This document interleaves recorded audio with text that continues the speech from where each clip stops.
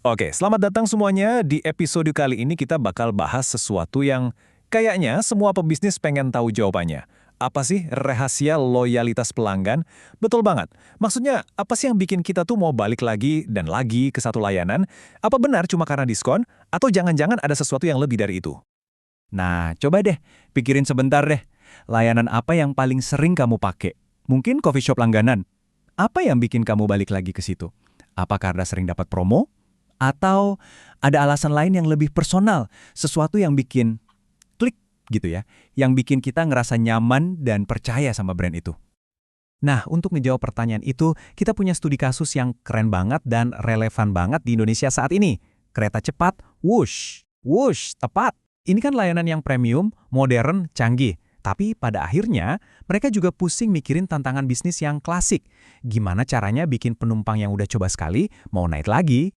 Dan biasanya nih, kalau kita ngomongin soal gimana cara bikin pelanggan balik lagi, jawaban pertama yang muncul di kepala para marketers itu apa coba? Udah pasti, promosi, diskon, cashback, voucher, pokoknya bakar duit deh. Haha, persis. Tapi pertanyaannya, apa benar rumusnya sesimpel itu?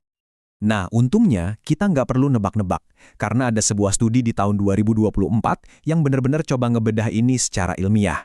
Para peneliti ini langsung turun ke lapangan, mereka survei 96 penumpang Wush buat cari tahu apa sih yang sebenarnya ada di kepala mereka pas mutusin mau naik lagi atau enggak. Oke, jadi di penelitian ini mereka fokus ke 4 faktor kunci. Yang pertama, jelas, promosi. Ya, ini soal diskon, penawaran khusus, dan sejenisnya. Yang katanya jadi andalan itu ya, betul. Kedua, harga. Ini bukan cuma soal murah atau mahal, tapi lebih ke worth it nggak sih harga tiketnya? Ketiga, citra merek. Gimana sih reputasi Wush di mata penumpang? Dan yang terakhir, tujuan utamanya, niat beli ulang. Oke, 4 faktor udah di tangan. Promosi, harga, citra merek, dan niat beli ulang. Nah, siap-siap ya, karena dari sinilah ceritanya jadi seru banget. Hasil dari penelitian ini jujur cukup plot twist apalagi buat para marketer.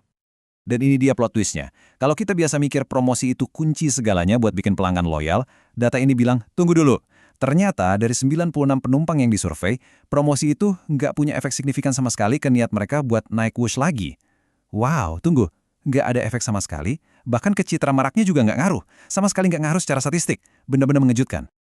Dan ini bukan cuma kayaknya ya, ini didukung data statistik yang kuat.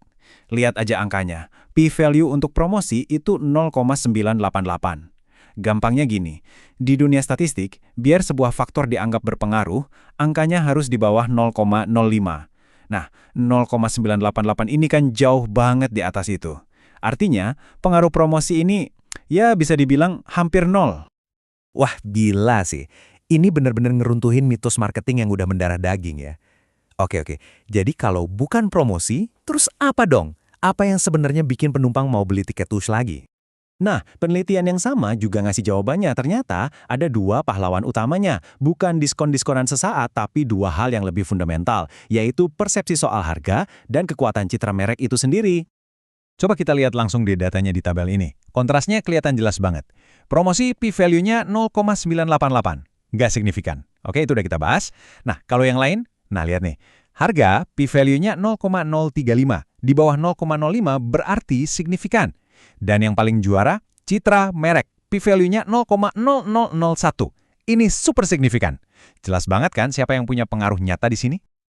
Oke, jadi udah jelas nih. Kuncinya ada di harga dan citra merek. Tapi, kayaknya ceritanya nggak sesimpel itu kan? Tepat banget. Yang bikin studi ini makin menarik itu bukan cuma nemuin apa yang berpengaruh, tapi juga bagaimana cara kerjanya.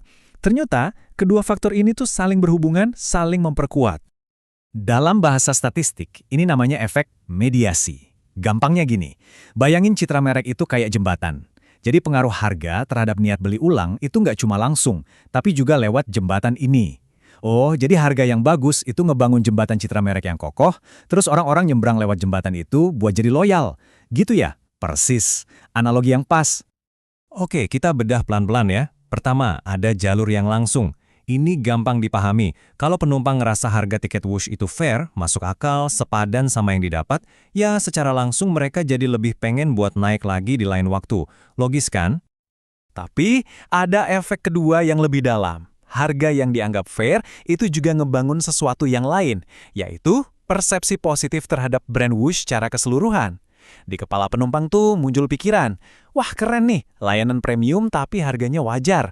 Nah, pikiran inilah yang bikin citra merek Whoosh jadi makin kinclong di mata mereka. Oke, jadi kalau kita rangkai, alurnya jadi gini. Langkah pertama, penumpang rasa harganya pas. Betul. Langkah kedua, perasaan harga pas itu bikin citra merek Whoosh jadi makin positif dan kuat di benak mereka. Dan langkah ketiga, citra merek yang positif dan kuat inilah yang akhirnya jadi pendorong utama mereka buat memutuskan, oke, bulan depan gue naik Whoosh lagi. Jadi, efek harganya itu digandakan lewat si citra merek ini. Wah, ini keren banget sih. Jadi setelah kita bongkar semua datanya, apa nih kesimpulan utamanya? Formula loyalitasnya tuh apa? Terutama buat layanan premium kayak Whoosh. Kesimpulannya, bisa kita rangkum dalam satu kalimat yang powerful banget ini.